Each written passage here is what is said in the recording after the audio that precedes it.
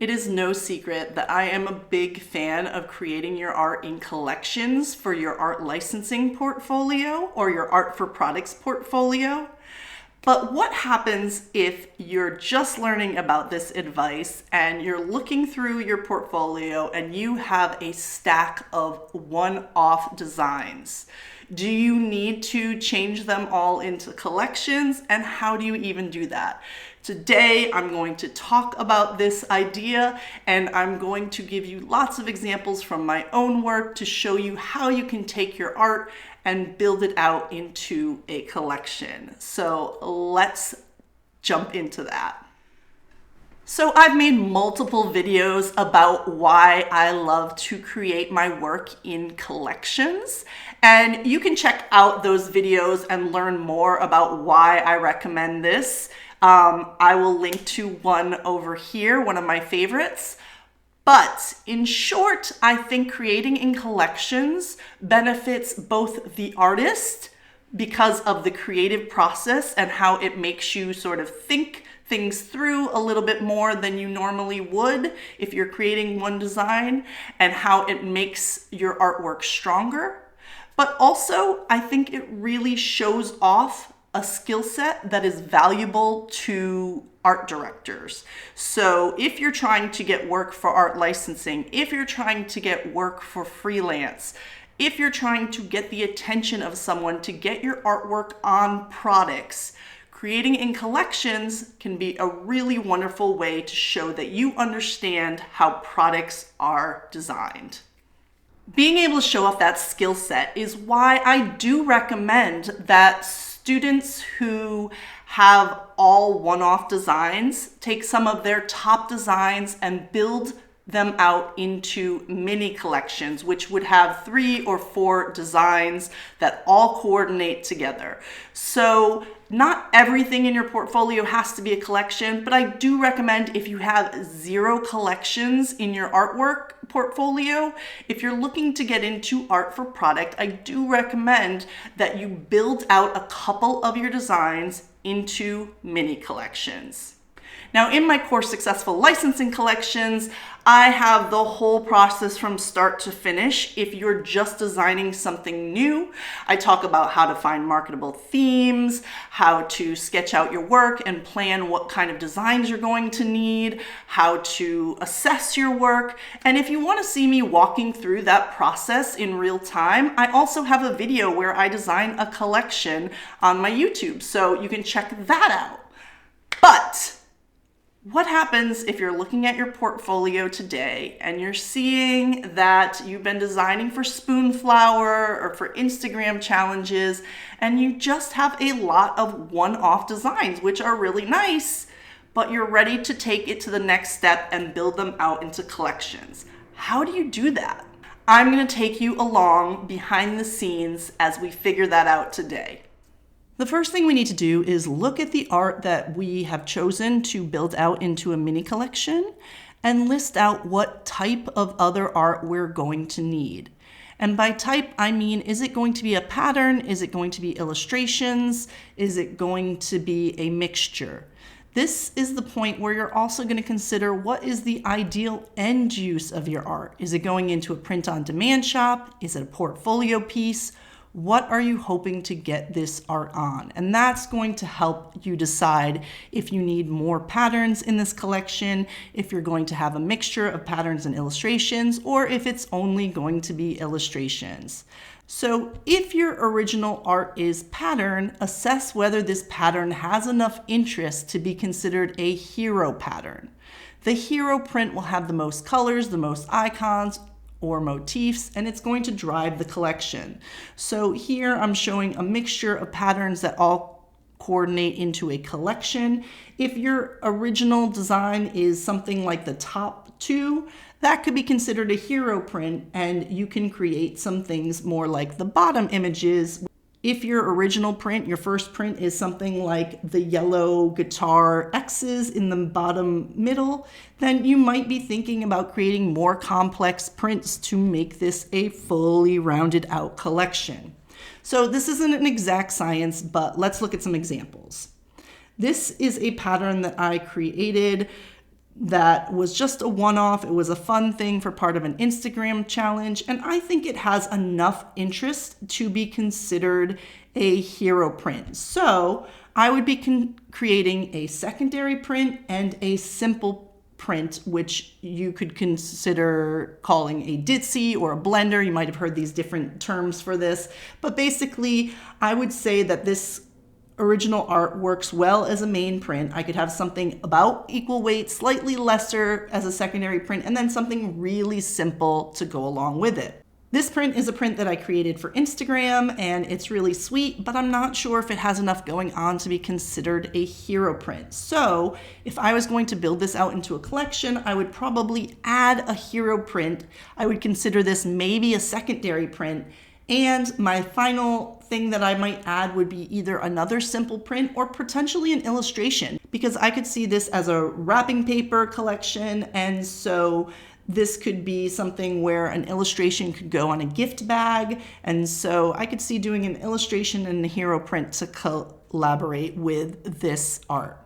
If your art is an illustration like greeting card art or wall art, you'll be likely making 3 additional pieces that are of equal weight and caliber. So with patterns, things go from more detailed to more simple, but with illustration collections, everything is about equal weight. So here's an example of a collection that I've created before for greeting cards, and this was a note card. This was licensed as a note card set, and as you can see, they're all pretty much on the same level as far as how much is going on and what's happening. Here's another example. This was work that I created for wall art.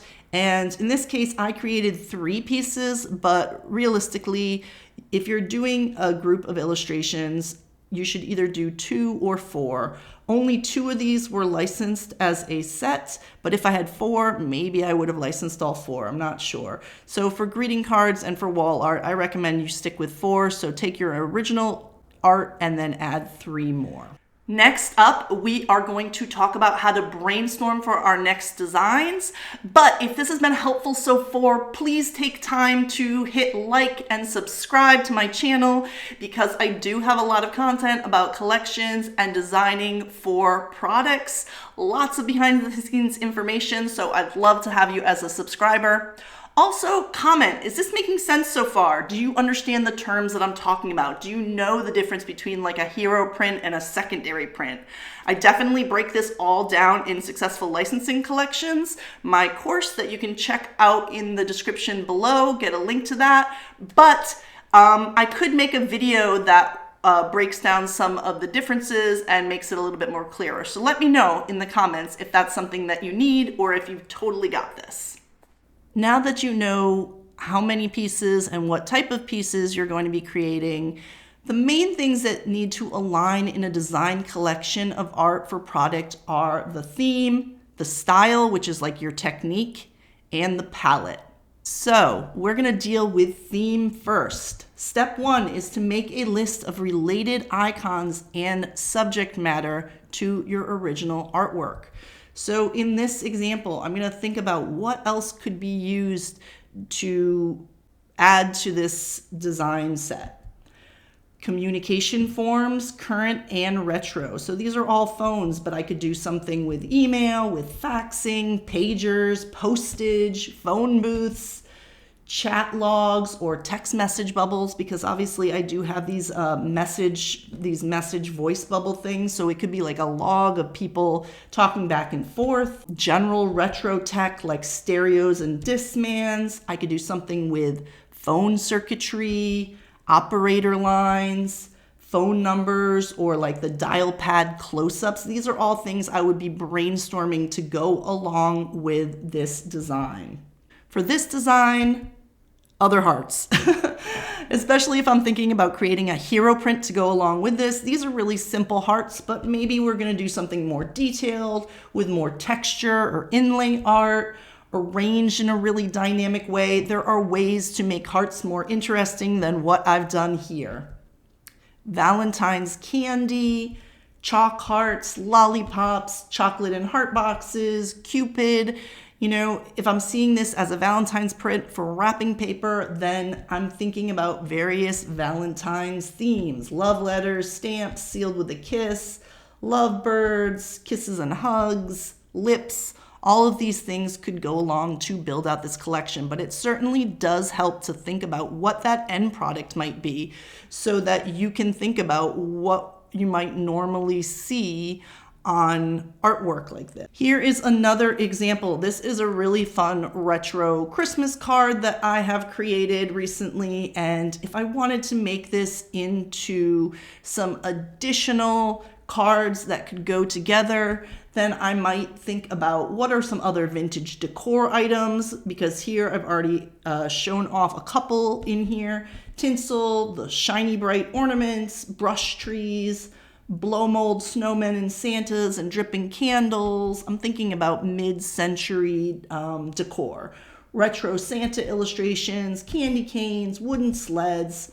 I would also be thinking about what additional phrases, because here I have yourself a merry little Christmas. What else am I going to put on here that could work together? You make the season bright, Merry Christmas to you, let your heart be light. All of these phrases could work well with what I currently have. Finally, I know that I tend to work with a lot of icons and motifs and themes, and it's really easy to add more to a theme, that something like phones, when you can think about what goes with phones. But I know that some people do mostly florals or mostly abstracts, and it's a little bit trickier to think of what could go along with those type of designs. So I wanted to give an example of this abstract design that I've created and decide what else could go along with this. How do we brainstorm for something tricky like this? Well, first of all, these look sort of like paint daubs, even though they're flattened and they're single color. Let's think about what other type of marks are there. Stripy marks, longer brush strokes, large blobs that overlap, that are sort of bigger than what we're seeing here. Maybe some really loose, blocky shapes, paint washes. Also, flowers go with anything, so you can always add flowers to a collection when you're unsure. Lettering, again, if you're thinking about a certain type of product, what kind of lettering could go with this? Could you have some sort of inspirational phrase as part of your collection? That might work. Soft edge geometrics, so you could use things that are more based on shapes, but of course, because this is kind of loose and organic, you're going to want your geometrics to keep that same idea. You might also consider the style and what does it remind you of, or what were you originally inspired by in this example. So maybe it's something like spring rain, umbrella and boots, and spring flowers, or maybe you were thinking about confetti when you did this, and balloons and piñatas make sense. So think about what you were originally considering when you first did this design, and maybe that inspiration will help you as you build out your collection. So once you have a list, step 2 would be to make some sketches based on your needs and theme ideas. For patterns, I recommend trying to use different scale and layouts to mix it up. So here's some sketches where I was creating, and my first pattern was going to be super packed. My second pattern was sort of more organic and like vine-like. You can see I have those like light sketches to show where I want it to go. My third one was little bouquets. All right, and if you need some suggestions on this, I recommend you download my layout guide. This is a really awesome resource that I've created that gives you all kinds of pattern layouts if you're stuck on that tossed idea and you need some new concepts. So try out some different layouts if you're creating a full collection full of patterns. For illustrations, think about the end use and make that call. If you need inspiration, look at the market. So how do box note cards tend to look? What are the layouts that tend to be used for box note cards? So do a little research and see what kind of layouts you should be thinking about.